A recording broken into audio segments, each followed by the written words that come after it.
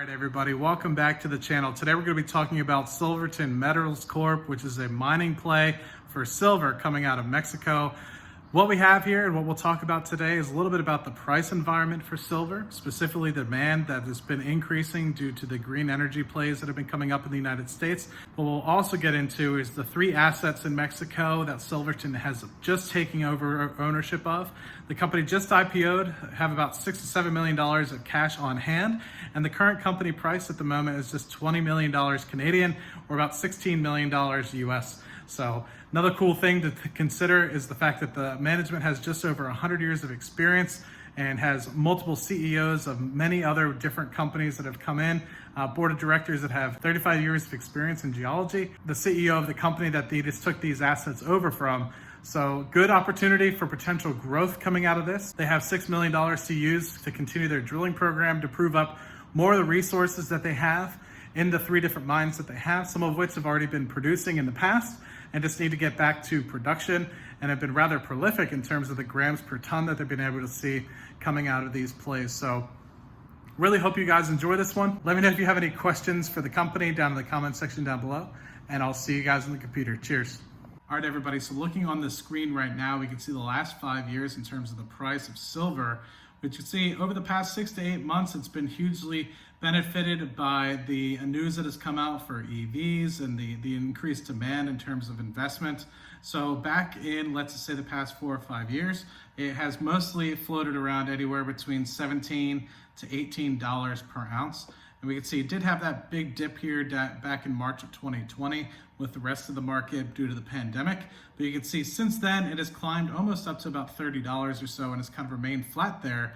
And I think a lot of that has to do with the push for green renewable energies, more and more batteries being utilized in the EV space, and as well as just the additional investment in terms of investable products and ETPs that are going on in the market right now, and the continued surge of investment demand going in that respect. You also have the Fed continuing to print money, which is potential cause for future inflation. And so some folks might be rushing out in the market here in terms of investable product to hedge against that inflation. And silver and gold have been both products that folks run to in terms of fear against inflation in case there is some sort of run on the dollar. So that helps boost the dollar per ounce value in terms of silver kind of going forward. We are still down from highs that we saw about 10 years ago back in the 2012 timeframe when it was over $41 an ounce. But with continued usage, a case that we've seen across different industries, it could be something that continues to be supported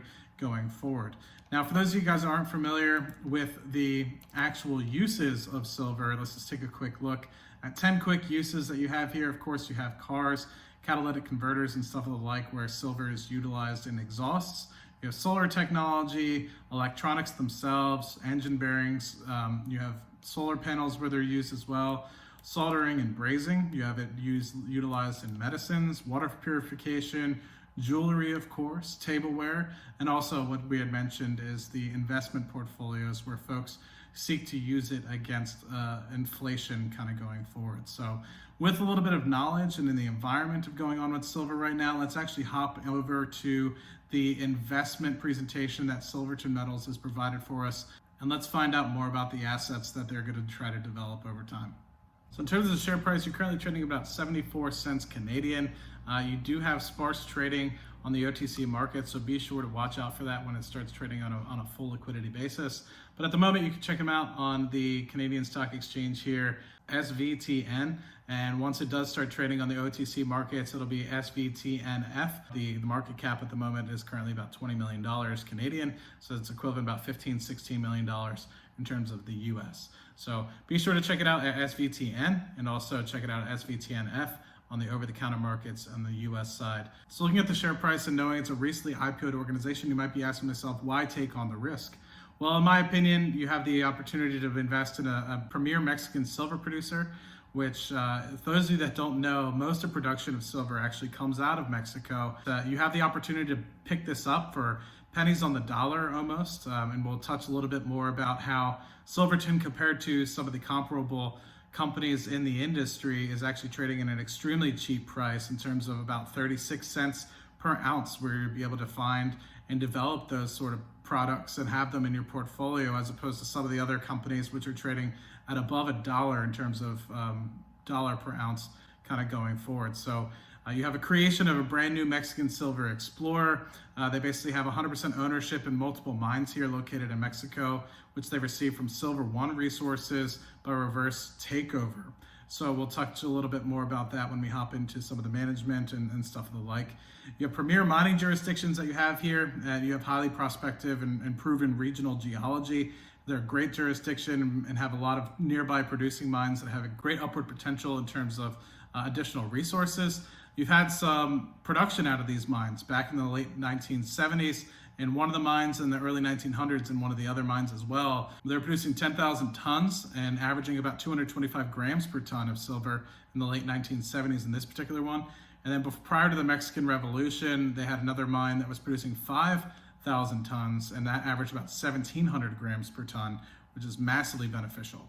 One of the things that they've noticed is in these three particular mines to date, what they've seen is a historical measured and indicated resource of approximately 9.6 million ounces of silver, grading anywhere between 117 grams or greater. You have another 4.7 million ounces at a different mine, grading anywhere at about 251 grams per ton going forward, which is hugely beneficial. And not only to mention that, but the company has $6 million in cash that they're going to use to continue to expand their mining exploration to see how far some of these veins go. Some of these veins are only 100 meters below the Earth's surface, which is extremely good for cost and being able to develop these resources kind of going forward. But yeah, let's just hop right into the actual investor presentation itself. There's a lot of material in here, but let's just hop into it and get a little bit more in depth with respect to what you're kind of getting. So we obviously talked about the three mines you're going to be getting involved with when you invest in Silverton, but you also have the opportunity for growth and a great management team as well. They basically have these three 100% owned mines, which they're going to continue to explore, and we'll touch a little bit about the exploration and drilling program to help underpin and grow some of these resources going forward. But they obviously have the opportunity to grow in terms of acquisitions going forward once they get past production stage in this as well. So talking a little bit about the leadership team, you have John Theobald, who's the president and CEO, has over 35 years of experience in exploration development operations, and has obviously worked with Anglo-Pacific Group as well, where he is the former CEO. And you have a director who is and also a previous former executive officer at AngloGold as well, and responsible for geology and technical services in their global exploration program. So we touched a little bit about the silver demand going forward. So we think that that's going to provide a huge tailwind for the price of silver going forward based off of some of the discussions that they might have here. Here's a little bit more about the leadership team as a whole. You can see they have some great advisors, of which some have coming from Silver One Resources, which is where they attained these mines from. A little bit about the share price itself, but I think that this is a good slide to stop on, just talking about the relative value compared to peers, where you obviously have the different measured and inferred resources coming in here for Silverton Metals, leading you to a pretty significant amount of resources that you can look at. And with that, compared to some of the other companies within this sort of sector, you can see that some of them are trading at $1.62 US dollars per ounce, whereas Silverton, while they might not be producing anything at the moment, are sitting at $0.34 dollars per ounce that you can get per attributable resource. So very much in the bottom half of the peers that you have in this group, where the average itself is about 60 cents per ounce, kind of looking at the whole peer group here. So specifically talking about the portfolio as a whole, which we had kind of mentioned earlier, is that Mexico is actually the #1 producer of silver in the world. But you have three different mines that you're going to be looking at. So specifically looking at the two big mines here. One has 9.6 million ounces of measured and inferred, which is underpinned by drilling programs that have taken place in 2019 and before that as well. You have one in Durango, Mexico, which is 6,500 hectares here, which is also 100% ownership, which are going to continue to drill and try to underpin some of those resources going forward.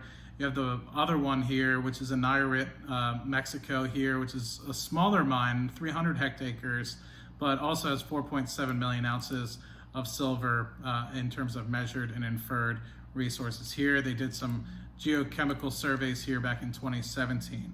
So there's a lot of information on here, specifically talking about each of the mines and some of the productivity that they've had here, specifically talking about the 10,000 tons averaging 225 grams per ounce, and then another mine that was averaging the 5,000 tons per year at 1,700 grams per ounce prior to the Mexican Revolution.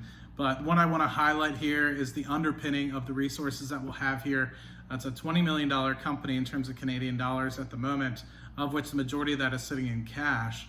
But what you could see here is the upward potential in terms of the amount of resources that they're going to be able to underpin at several of these mines. So there's two main mines that they're going to try to look at and really try to underpin some of these resources going forward.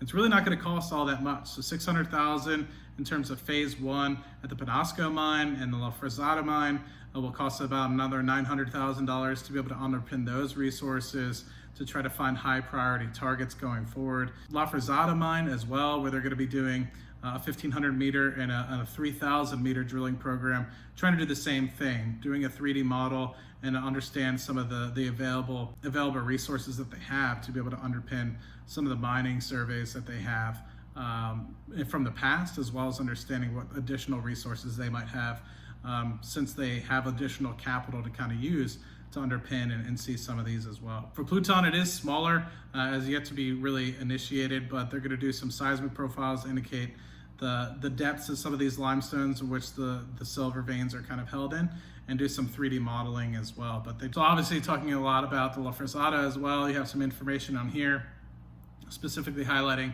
you know, the gold content, the zinc content, but obviously the majority of what we're looking at for here is the grams per ton coming out of the silver content that you're getting. But of course you have the byproducts of other things that are coming in here, which would obviously allow them to upsell some of the value of the mine that's kind of coming in here. So specifically looking at La Frada and where they've actually produced in the past, and where they're potentially looking at continuing to open up and explore and testing out some of these different veins that might be useful kind of going forward. So you have some of the data that they have here in the La Frada mine, and then you also have some of the other material that has yet to be kind of explored here. But that's part of what the drilling program is going to be all about. You know, the 6,500 meters of drilling to be able to figure out where exactly the remaining resources are, and really help develop this large potential mine here in Mexico, and a great jurisdiction. We also discussed a little bit about this Pluto mine and the ability for them to continue exploration in this area, to continue to underpin and see what kind of resources they have here. So just talking a little bit about the comparable geology that this has compared to the Pluto Mine, located just 15 kilometers east of here. They've seen basically grades of greater than 1,000 grams per ton in terms of silver equivalent, which is absolutely phenomenal. So they're historically underexplored. So hopefully within this area, they can continue to look and explore and see what kind of resource potential this place might have. So looking at Silverton, you can see there's a lot of upside potential, $6 million to be utilized in some of the drilling programs that they have here, but you have some prospectivity and also some production in the past. Some of these mines have the value, they just need to be put on production and developed, because they've been historically underdeveloped and underexplored as well. So huge potential upside, low cost compared to the peers in terms of the amount of resource they have on the books compared to how much it's costing in terms of share price. So keep that kind of going forward. And then of course, there's the potential to grow this to larger than 3 mines itself once some of these mines get on production and some of the management gets into looking at some of the acquisition targets nearby. So could be a great opportunity looking forward, especially as silver prices continue to kind of stay where they're at now and grow with the continuation of 5G networks, EV vehicles, solar panels, all utilizing silver going forward, and the demand continues to increase in terms of the investment products that people are looking for silver to help hedge against inflation. So all things that are pointing in the right direction. Yes, of course, you need to do your due diligence and look at the company in that respect.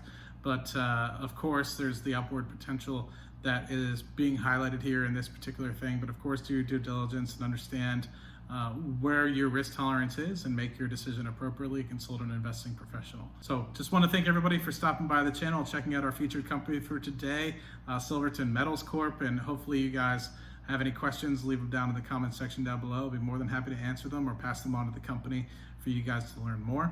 But thank you guys, and I'll see you guys in the next video. Cheers.